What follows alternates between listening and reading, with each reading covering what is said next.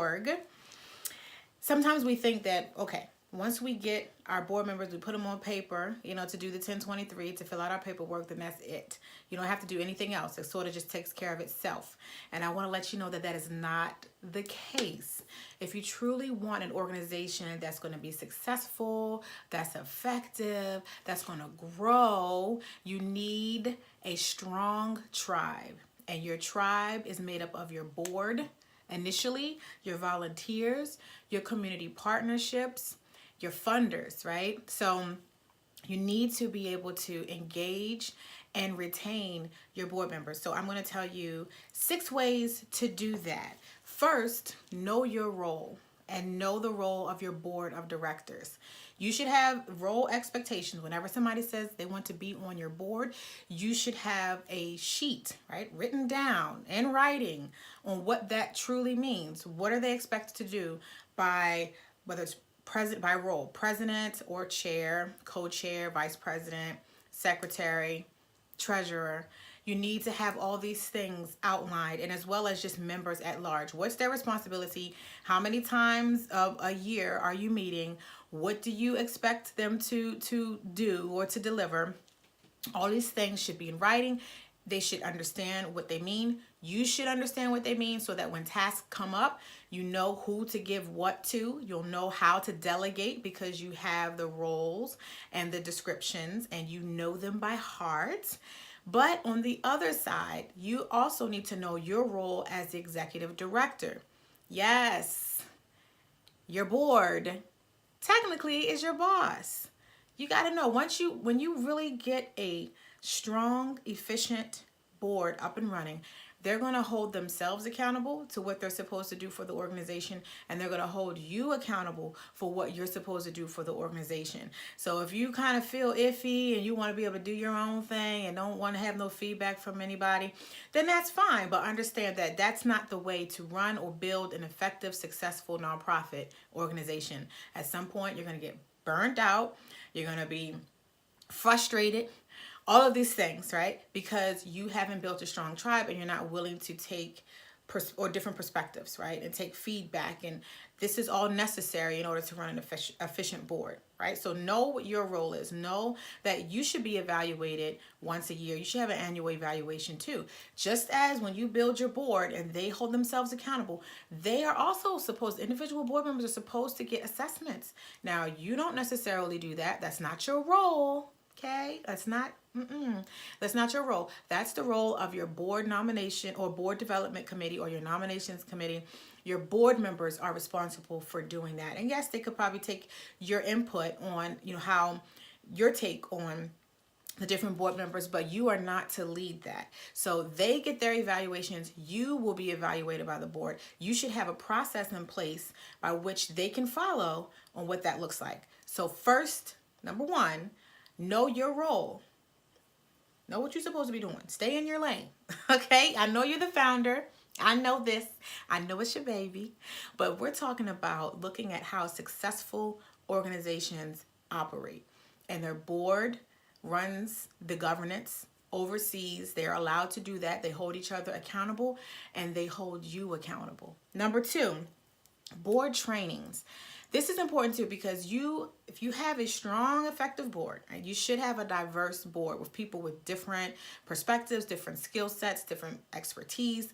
You should have all of that, but not everyone is going to really understand what it means to be a board member for your organization. So maybe they're good at marketing, or maybe they're in the legal field and they can give you legal advice, but they're not really sure about fundraising or resource development, or there's some other things that they would want to know to be a more effective board member for you.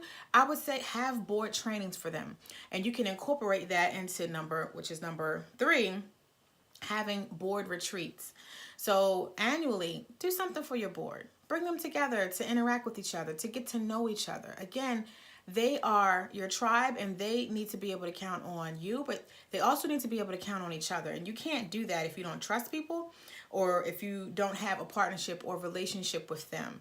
All of them initially will know who you are because more than likely you've reached out to them to engage them around being on your board, but they don't necessarily know each other. So make sure you provide opportunities annually at a place. When we say retreat, Just that. Not cramped up, you know, in some room, one room, and they don't have no windows. Okay, when we say retreat, take them on a board retreat. It doesn't have to be expensive. I like to take my board to Bon Secours, have our board retreats at Bon Secours Retreat Center. We're here in Maryland. They have a beautiful grounds. It's really inexpensive. Food is included in the price, very low price. With breakfast and lunch and snacks throughout the day, and they have a beautiful grounds. You can walk around. There's hiking trails. There's a little lake, and you know, things like that. Some place where it is truly a retreat where people can relax a little bit, check in about the organization, what's going on, but also to do some team building activities or exercises with each other so they can start forming those bonds. So that's number 3. Number 4, connect with them one-on-one. So make sure that you have your individual relationship with each board member, but you meet with them once a month. You know, each board member once a month for lunch, for coffee, for happy hour, whatever you feel comfortable with. Meet with them and not only just talk about the organization, but what is going on in their life, what is important to them, what are they interested in. Well, me and little Johnny going off to college. Oh, really? What? How you feeling about that? Or, you know, transitions or milestones in their lives. Get to know your board members on the human level of who they are. Right? Because again, when I'm telling you guys about fundraising and resource development, it's all about relationships. It's all about people. It's the human side of things. And then later, you know, when you talk about the fundraising and the money, yes, that's really important. But people will not give to you of their time, of their money, of their resources if they first do not feel comfortable with you, if they first do not have some sort of relationship or familiarity with you. So make sure you connect with them one-on-one. 5, celebrate their personal and professional developments too.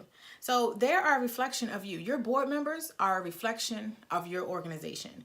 If they, you know, not following up, or if they don't come to anything, or that's a reflection on you and your organization. If you want other people to get involved, you know, with you, they're going to look at who's on your board currently. I know I do. I go right online and I look at people's board members. Who doing what? Okay. You know, so that's another thing, you know, side note, make sure on your website you have pictures of your board members and a little bio of who they are too, because people want to know who's supporting you. I digress. Let's come back. So let's say they were featured in an article or they did something really big. Share that, send that out internally to your team, to other board members, and big them up. Like, hey, look what they're doing. Look what Michelle did. She's a Daily Records top 10 under 10. I don't know, you know, something. Send it to internally. And then make sure that you send it externally. Share it with your networks. Put it on Facebook. Send it in an email blast. Let people know about what your board members are doing. That does a couple of things. One, again, like I said, it helps people to see the type or the caliber of individuals that are on your board. Helps them to see, to get a feel for the culture, for the diversity of your board. It's okay, that, but then it also makes your board members feel like, wow, they are invested in or care about what I do. Yeah, this is really cool. Again, the feeling part and being authentic. I'm not saying be inauthentic. Y'all know me. Ain't nobody got time to be phony and fake. Be authentic. You should truly authentically care about the accomplishments of the board because they are pouring into you and your organization. So share their successes. Number 6, engage them around your work. And this should really be number 1.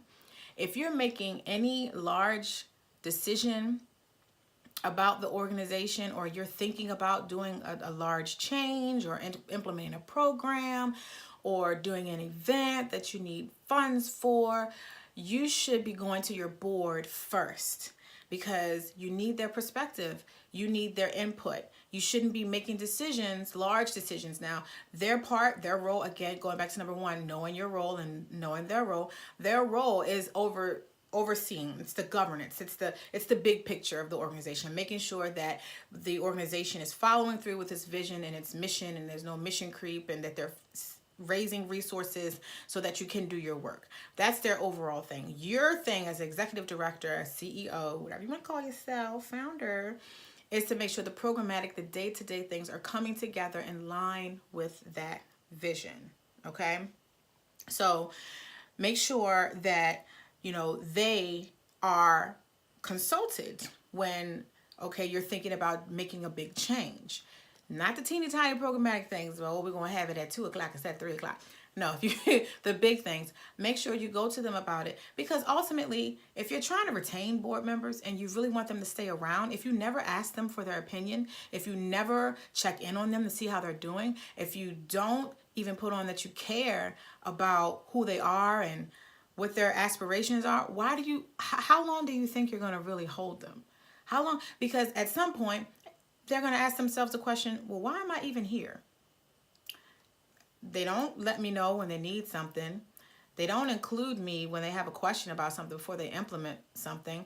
They ain't even checked on me to see, how am I feeling about the organization? Why am I here? If I'm here in name only, guess what? You're going to have high turnover. And you're going to keep having to recruit board members. And you're going to keep losing them because you're not paying attention to them. You're not paying attention to why they're pouring into your organization. And it leads me to my biggest point. Board members are coming to your organization and volunteering their time, their resources. They're opening up their networks to you because there's something that you do, something that you provide, a service, a program that touches them in a way that money cannot.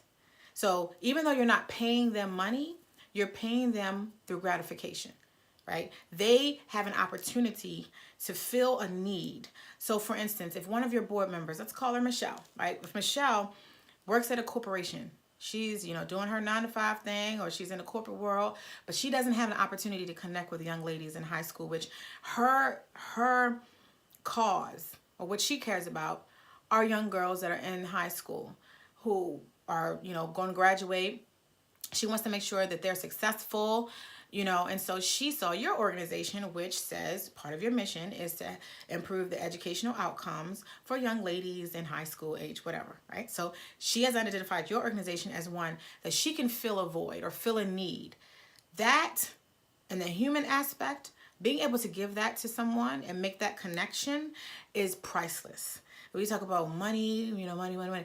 There is no amount of money that can fulfill someone in a way that they're able to connect to something that speaks to their spirit or speaks to their inner self or speaks to who they are. And we see that all the time. So your job as the founder and the executive director / CEO, whatever you want to call it, is to make sure you know what each and every, the reason for each and every board member's connecting to your organization. You have to know what need are you fulfilling. For Michelle, it could be her working directly with or being a part of an organization that's creating change for a population she cares about, for young ladies. Somebody else could be like, okay, well, my goal has always been to help nonprofits in the legal field. I want them to have the resources they need to make informed decisions. Okay, so that board member, that whenever there's a legal question that comes up or an opportunity for that board member to get involved or to provide the expertise, you need to be reaching out individually to that board member and letting them know about that opportunity. When there's an opportunity for Michelle, who cares about young ladies, to speak directly to the young ladies in your program, you should be reaching out to Michelle to say, here's an event coming up and we've got our young ladies that are going to be there. Could you speak to them? Could you share your insights with them? Or we have, the holidays are coming up and we are trying to put care packages together for our young ladies. Can you help me do that?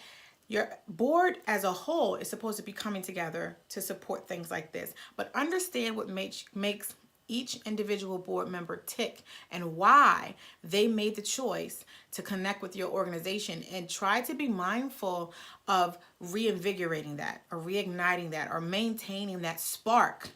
It's just like a relationship, right? You can't just be like, oh, I'm going to tell you all this just to get you. And you, okay, now we together. And then I done gained 100 pounds. I don't do nothing no more. We don't go out no more. I don't really talk to you like that no more. What you think is going to happen? They're going to leave, right? And you're going to have to go through it all. Then you're going to have to get in shape to get some, don't get me started. So make sure you take care of them up front. Another way to engage your board is, and keep them, to retain them, to keep them engaged, is around meetings that you go to. So let's say you're reaching out to potential funders and there's an opportunity to meet with them and sit down with them. You should not be going to meetings by yourself. You should not be going to these introductory meetings with funders, or even if it's a community partnership where you're trying to barter or develop some sort of partnership in the community. You need to bring at least one of your board members.